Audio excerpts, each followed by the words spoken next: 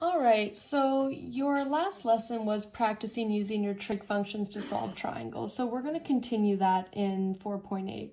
So I'm starting with example 1. So if you notice, it's labeled capital letters A, B, and C at the angles, and then the sides are lowercase a, b, and c, where the lowercase a is opposite the angle A, side B is opposite angle B, and same for C. So remember that when you are drawing the triangles yourself, that's how you're going to label them. So let's think here. If I need to solve one angle and two sides, I can first start with the angle. So B, if I know two angles, I know that all three of them added together equal 180. So if I just subtract 34.2 and 90 from 180, we're going to get 55.8. So we know this is 55.8 degrees. So now I want to solve my side. So I'm going to start with A. You can start with C. But I'm going to use the angle that they gave us. I like to use the numbers that are given to us. That way, if we made a mistake somewhere else, it doesn't affect our next answer. So if I'm doing 34.2, A would be my opposite side and B would be my adjacent side. So I'm going to use tangent.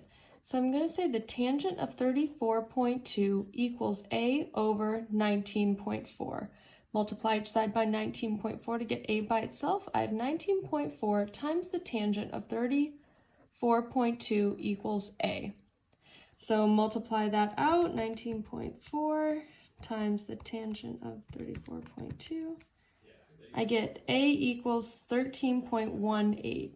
So also make sure your calculator is in degrees, because we're working with degrees here, right? So 13.18. And so now when I'm looking for C, C is the hypotenuse, so A is 13.18. Of course, you could always use Pythagorean theorem, but again, if you got this side wrong, then it's going to be wrong here, and I think using the trig is also easier.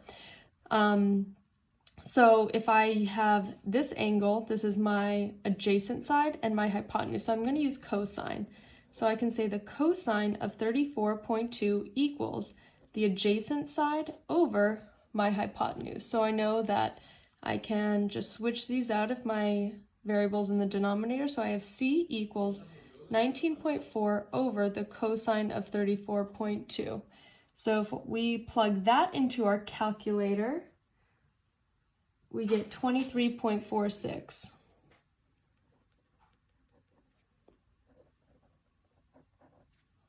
And that's it. So now you can try example 5.